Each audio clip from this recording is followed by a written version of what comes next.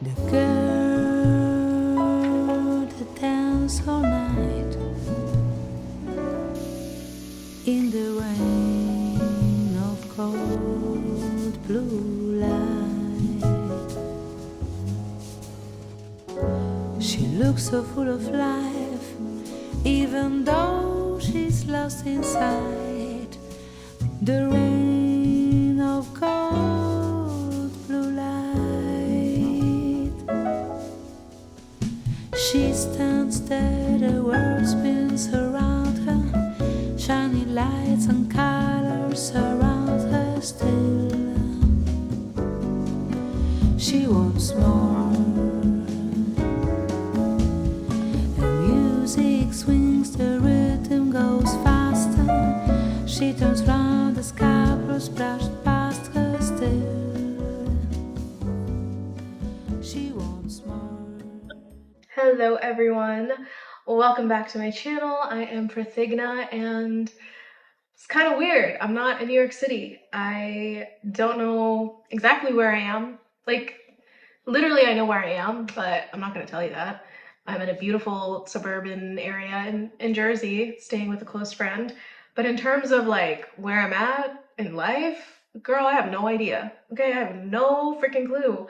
All I know is I'm supposed to go to Madrid to teach English for a year. And that's the only thing that's driving me to some sort of sanity. I forget the intro. Okay, creative writer, used to be in New York. Now I'm in this liminal space. I fell into the arms of my close friend who took care of me. I have a month of just taking it all in, of America, of my friends, of my family, going to the beach, my cat. That's exactly where I'm at. You all are seeing me in the transition period of my life, possibly one of the biggest ones, and hopefully it doesn't stop because apparently I just love growing. My friend was like, I've never met someone that has been so eager to go from like cocoon to cocoon and like just wants to be a butterfly so badly. I've been here for like less than a week, a little less than a week, and Rumi is absolutely in heaven. There are so many windows for her to look out at the trees and the squirrels, and my friend is taking care of her for the year, and this is gonna be her new home. Just like Madrid is gonna be my new home for a year, Rumi is going to enjoy different characters that come into her life, enjoy a new environment that's much bigger, much sunnier, much more stimulating, and I'm just happy that she's happy. My first few days here, I was a little worried about, not having a car. I don't really drive, and I'm in suburbia. Usually I put myself in cities so I could walk and take the transport, but this town is just really walkable in some places. Like, she's right by the park, and that cuts into the general like town area where there's a library, lucky me. There's a local coffee shop, also lucky me, and just kind of cute little stores. It's been really nice. I've been taking 2 walks, one in the morning and one in the evening, and I started crying when I took my on my first day here. I took my first walk at night and I saw the fireflies just light up everything, entire like park and the big trees. It was gorgeous. And I saw the moon, and I just started crying. I was just like tearing up listening to my song. It just added to the ambiance. So I was just really happy. It's just been so peaceful. I really don't know how else to describe it. When I go into the parks, it feels similarly to when I was in Ireland or when I was just traveling, and there's just this expanse of like greenery and just openness and not many people. And I'm jotting down all the things that actually make me really happy, because I think I tend to forget. I think we all tend to forget when we're just going through the motions. And I'm really jotting down the simple joys, and I'll make a little list of it and maybe I'll put it in the description. But these are the simplest things that brought me so much joy that I wanted to call everyone I know and tell them. Like, when I'm really upset about a scenario, or I'm just like going through it, I don't tell everyone right away. I kind of just process it and then I tell. But when I'm feeling joy, which is rare, okay, like pure unbridled like bliss and joy, I want to scream it from the rooftops, like as small as it is. Like, it doesn't have to be a big event. Most of them aren't big events. They're small little things. Like, I took a walk and I saw the fireflies, just saw and sat by the creek, and I wrote in my journal, and I showered with the window up, and I was able to see the breeze come in, and I saw the trees move. Like, I had sunlight in the bathroom and sunlight in the kitchen and places to write and read and just enjoy the air. Oh, we're talking about liminal spaces and my reflections. Yeah, it's weird. Like, I'm supposed to be feeling so weird, and I definitely did, like, anticipate feeling weird. And I think I felt more anxious anticipating this move than actually like the reality of it, confronting the reality of it. And I'm pretty peaceful. Like right now, see this? This is straight up peace. This is the most peace you're probably gonna get in a vlog. And that sounded like a threat. This is the most peace you're gonna get from me. Um, no, but like I've been reflecting, and I know I've been consistently uploading my videos, you know, every 14 days. And I'm realizing that every single video, or like since the dawn of when I started uploading YouTube, it was around the time I was going through possibly the worst transitions, the worst things in my life. Um, lose my job, lose my man, everything just kind of just like got swept under the rug, and my entire world kind of was upside down, and I had to reshape my life. And my life is still not shaped yet. Don't know what this is, but I'm assuming it's a tool for shaping. But it's not shaped. I'm just in a weird space. And I can't believe that you were all able to see me go through my worst. And I was going through my videos, and I was like, damn, like she's really making magic out of nothing. And I can't wait for you all to see me when I'm actually like at peace, like this consistently, because I feel like it's coming. You know, how can it not? I'm normally a joyful person, so it just was boggling my mind when I saw all of the videos like just in my playlist, and I was like, damn, like she was just, that was my blue period. That is still, I'm like, I don't know if I'm still in my blue period. Maybe I'm like coming out to my orange, yellow, like period. But that was my Picasso's blue. Like girl was sad, girl was reflective, girl was introspective. She was going through shit, okay? And it still was beautiful. I was very proud of the way I captured things. Especially, you know, I'm grateful that everyone jumped on the bandwagon for that unemployed video and stuck with me. I said in like a post or something somewhere, I was like, only in the US can unemployment be your claim to fame. And I think that's just late stage capitalism for you. Like, I think we'd all be so much happier if we had stability in our livelihoods, and I don't think that's a radical thing to ask for. But we live in a world, we live in a country. I'm excited to see how I am for the next year. From the summer into the next, I don't think I'll be in the same space as when I first started uploading and started recording these vlogs. And as much as you guys are curious about Spain, I'm more curious about like my happiness, like how I'm able to experience life. It's definitely going to be a lot different. It already is feeling different. And I used to be a little scared of that, but now I'm really leaning into it, and I'm very happy. That's what I have for you. I guess today I'm gonna make some food, and I'm gonna get to writing. I have some thoughts I want to share about my writing and some other stuff. Yeah, stick around. Bye.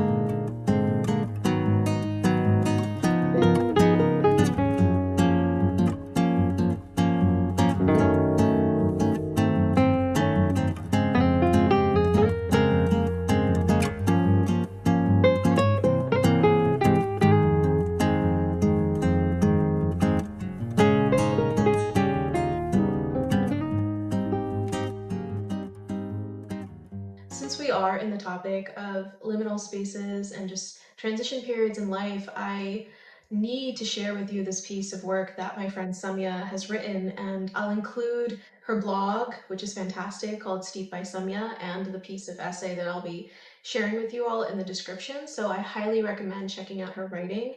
If I were to describe her writing in a very short sentence, I would say if slice of life was a stylistic or like a form of writing, Samya is the master of it. She is truly a beautiful, whimsical, and just poignant writer, and it's so simple in a way that makes you want to unravel like everything about what you know and what you don't know. And I think that simplicity is something most people lack, but hers is just so, it just gets to the point in the most beautiful, precious way. I really don't know how else to describe it. I said I would describe her work in a sentence. Lied. Lied to you. I want to share with you her definition of liminal spaces, and it's not too far off from the actual definition, but she has a lot of experiences with liminal spaces, and I am but a student learning from the master at this point. So, liminal space definition. Times of transition, specifically the time when it is realized that the way things were are over, but the way things will be are not yet clear. And she goes on to say, I want you to find a log to sit on around our campfire. It's a mirage. The fire is not real. The air is neither cool nor warm. It's almost like you're in a dream. Your eyes are a little sleepy, but that's the liminal space, neither here nor there. A part of me has always felt this, perhaps reality is not quite reality. And our dreams and imaginations have a strong presence in our lives too. They all flow into each other, our interior and our exterior worlds. And to live is to reconcile between them. And I think, oh, that sentence, to live is to reconcile between them.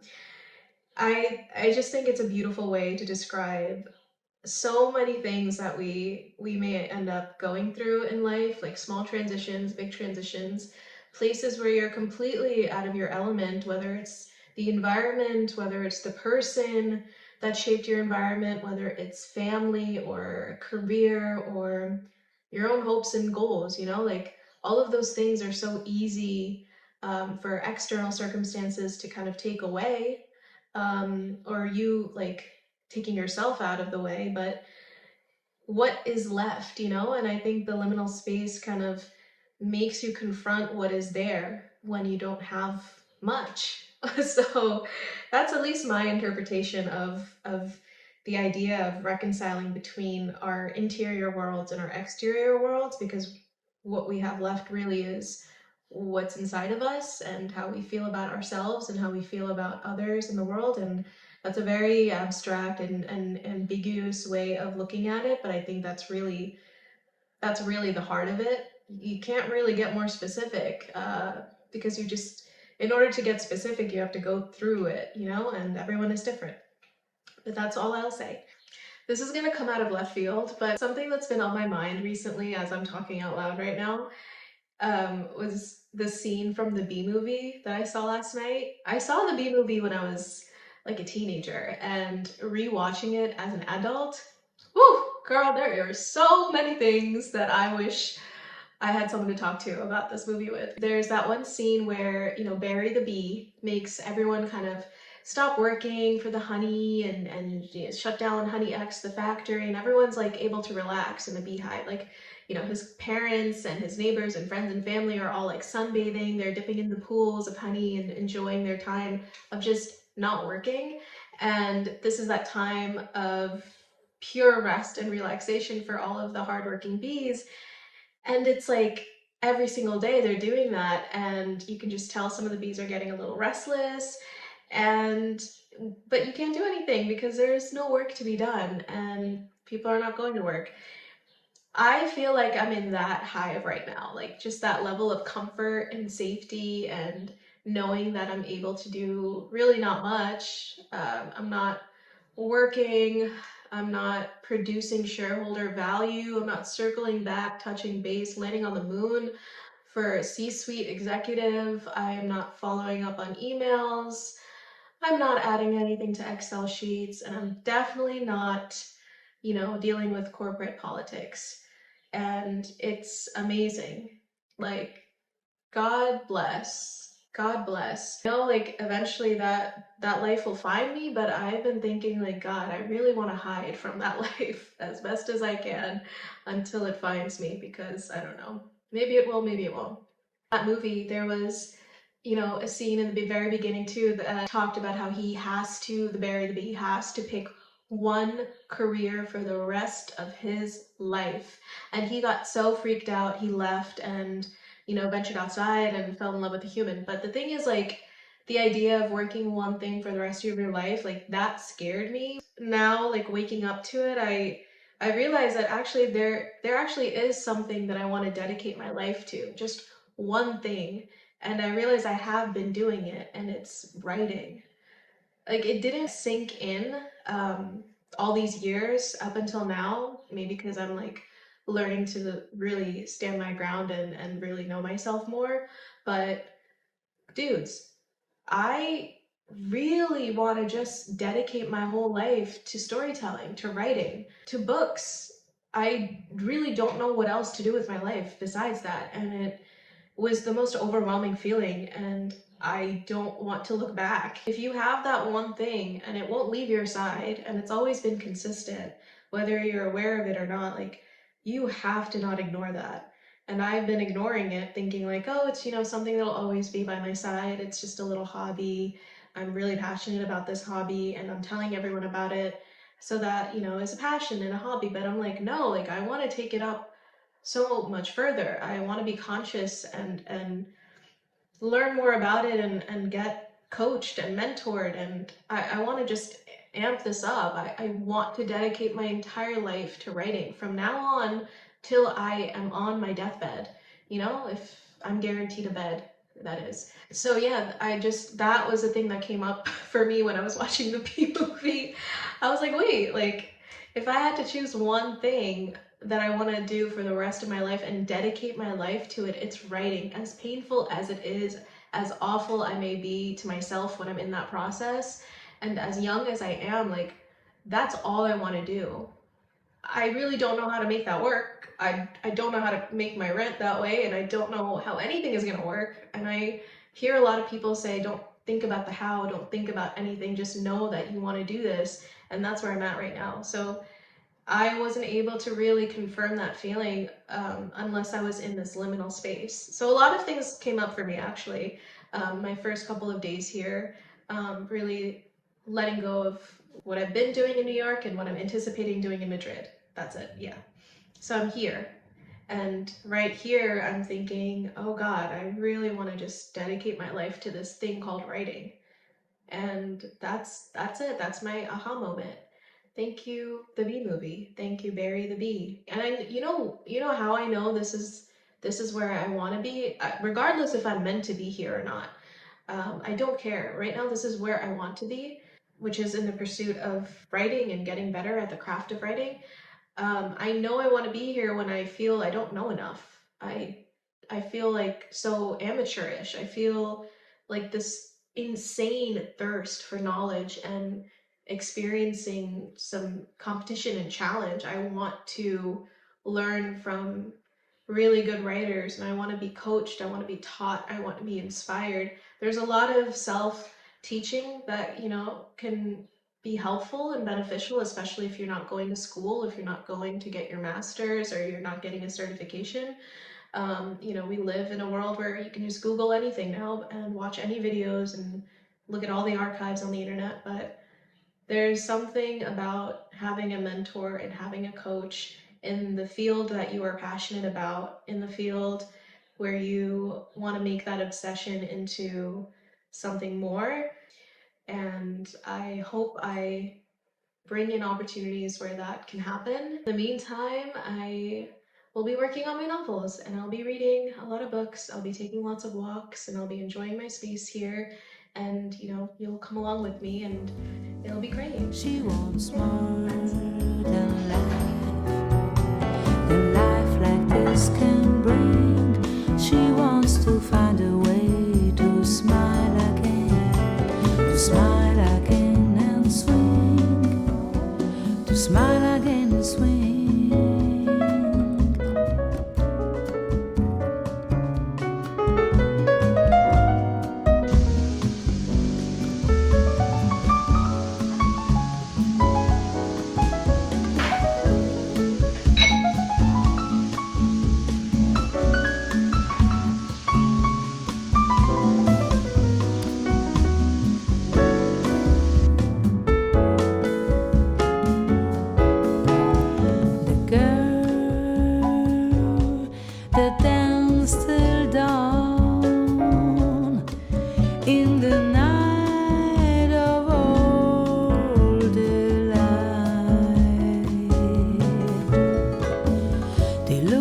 glides by with a lovely tender smile, dancing